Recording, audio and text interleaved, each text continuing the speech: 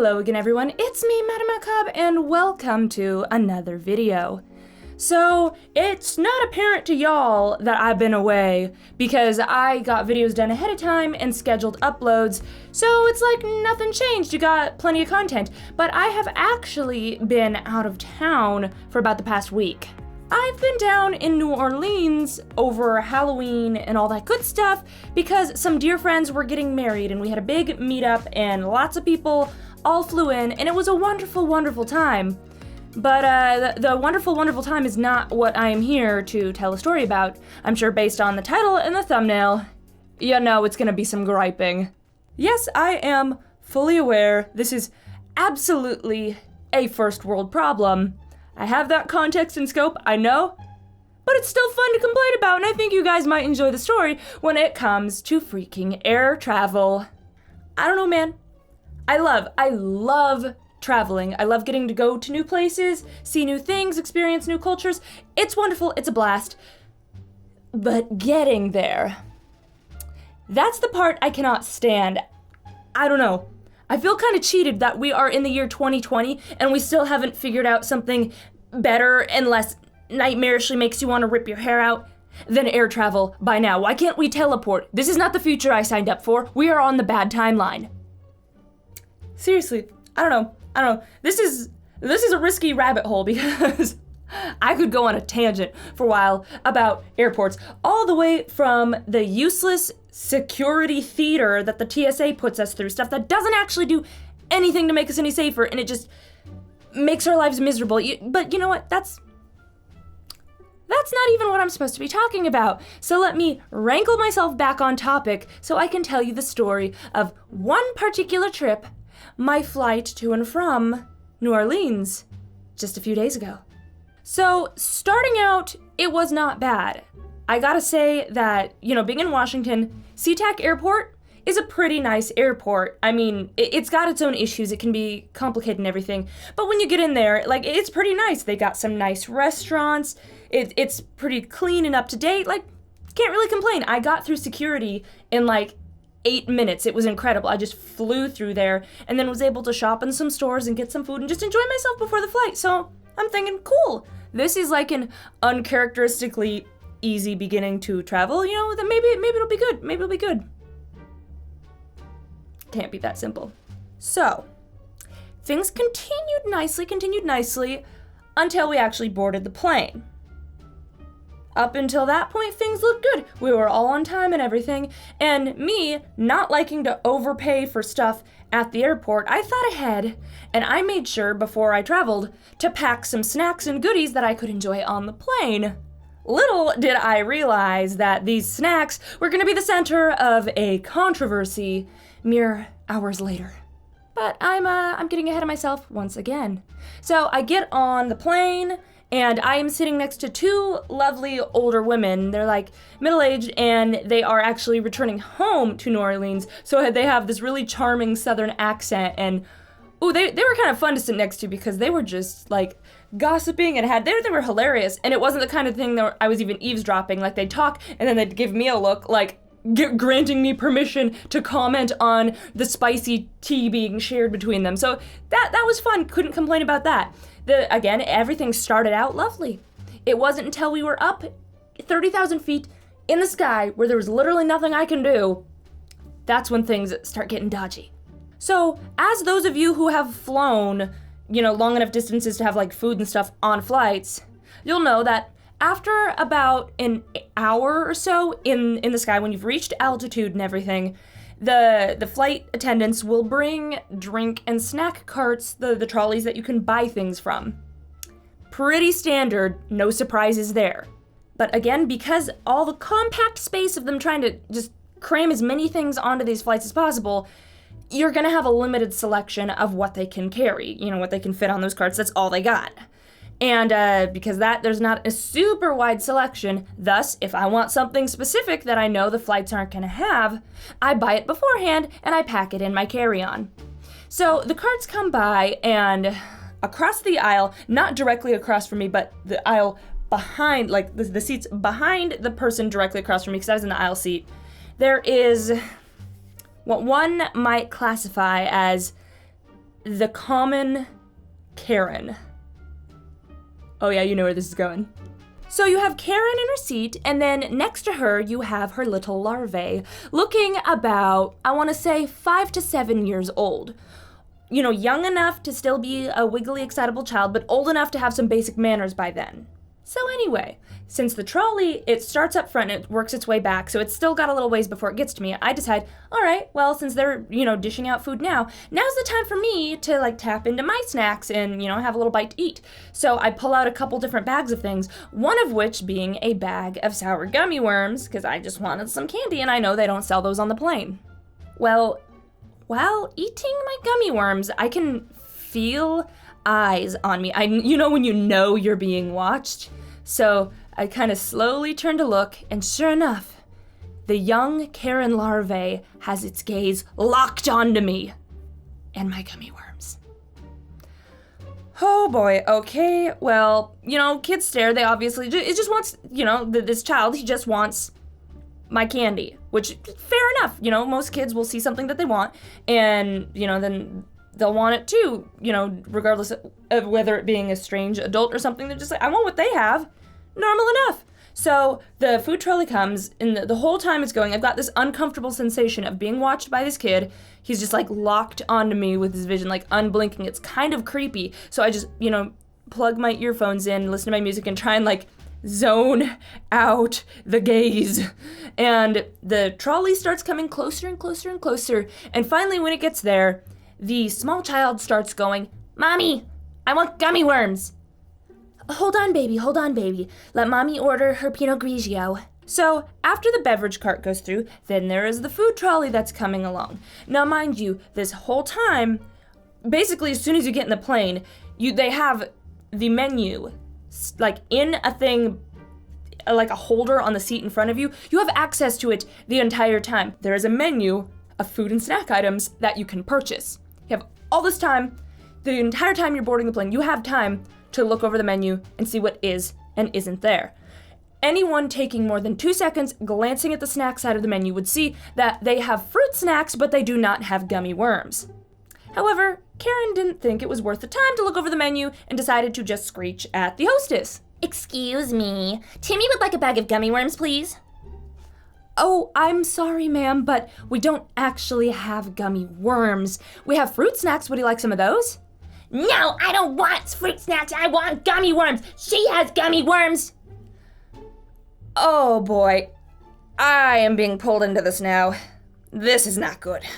So, all the eyes turn to me, and I'm just minding my own business. I'm just sketching in a sketchbook, listening to music, and have my bag of gummy worms, because I wanted gummy worms, and I thought to buy some in advance. Sue me.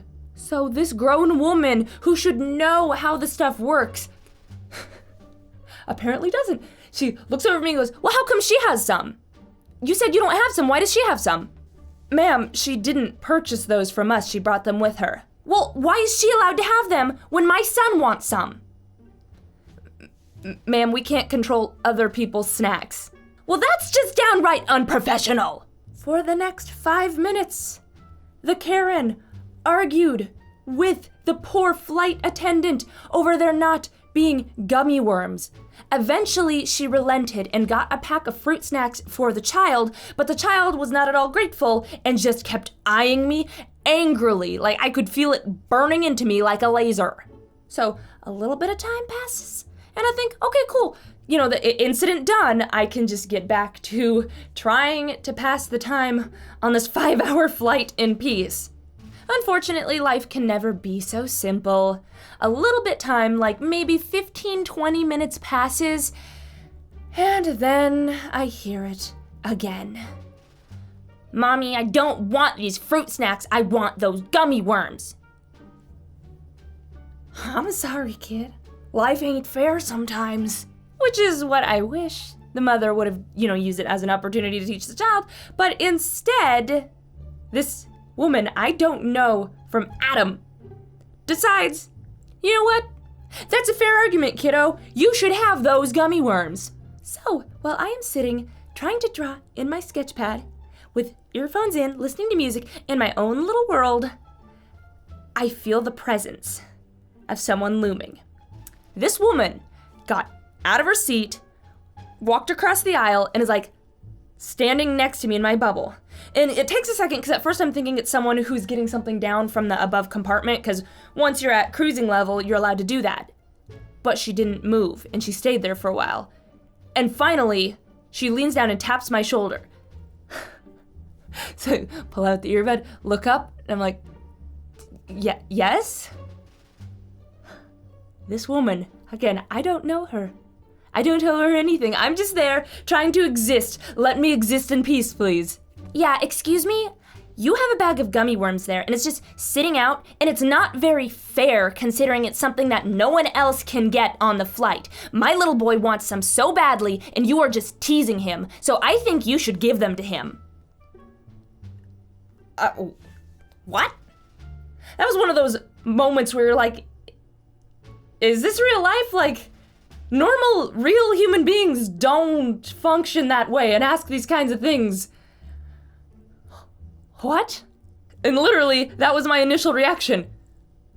What? What do you mean not fair? We're allowed to pack our own snacks. Why didn't you think to pack some for your child? It shouldn't be my responsibility that the airline doesn't provide enough options. You're teasing my kid and you need to give him the gummy worms. No. Please leave me alone. Oh, she didn't like that. This woman deadass went down to the back of the plane to tell a flight attendant on me for teasing her child with my candy. Mind you, this whole time I've just been sitting here doing my own thing, minding my own business. Of course the flight attendant didn't come and bother me. They were just like, this woman's crazy. You're allowed to bring snacks. They're not doing anything wrong. But, you know, the nice customer service version that they're supposed to say. So obviously they didn't come down and bother me, which really, really did not please the Karen because she was told no twice in a row in the same day. So she comes back to her seat, sits down, and literally for probably the next hour, I can just feel her over there glaring at me. Both her and her kid just like shooting me daggers. Complete stranger, minding my own business, and just glaring at me. Every now and then she'd make snide little comments, but it's just like the people around her who don't know her are just like, what the literal hell is your damage, you strange woman? It's you get an interesting bunch on the plane. Fortunately, I didn't have to deal with anything else from her because someone else drew her ire away from me. So the remaining 3 hours of the flight, I was no longer Karen's target. See, I mentioned she was not in the aisle directly across from me. She was one back. The aisle directly across from me had a man in the window seat spot who had decided it was time to take a nap. So he leaned against the window, and I don't know what it is with people who snore like monsters using chainsaws and their ability to be the first one in the proximity to fall asleep. It's like magic. The loudest snorers will fall asleep like that, and then good luck to anybody else. So he falls asleep, and it's like this ungodly level of snoring. Like, ridiculously loud, to the point where it's almost comical. Like, how, what? Literally, okay, this is kind of a side tangent in itself. Literally, these poor overworked flight attendants, they had to come down, and literally everybody within like 2 or 3 aisles of this guy, they literally gave out complimentary earplugs because that's all they could do in the situation. He was so loud that their only solution was, here, would you like a pair of earplugs? Would you like a pair of earplugs? So this kid starts wailing because the snoring, he doesn't like the snoring. He's like, ah! And the mom's getting pissed at the man who's snoring. Like, mind you, I don't care for it either because I could literally still hear the snoring over my music. It was that bad. However, I was okay with it because it, once again, got the ire of the Karen drawn to somebody else. So, for the remainder of the flight, this woman is now glaring and muttering under her breath at the snorer. And I am free to enjoy my gummy worms and my drawing and everything in peace. And the kid isn't even staring at me and my candy anymore because he's too busy bawling over the fact that he doesn't like the sound of the snoring. Now, mind you, I mentioned the very entertaining ladies sitting next to me. During the whole course of these events, they were having some hilarious commentary on this strange woman, her child, and then of course the snoring man too. Like, that was probably the highlight that got me through it because They had some thoughts, and in that way that only a middle-aged Southern woman can come for your soul, they did. Ah, bless their hearts. But yes, that was my flight down to New Orleans.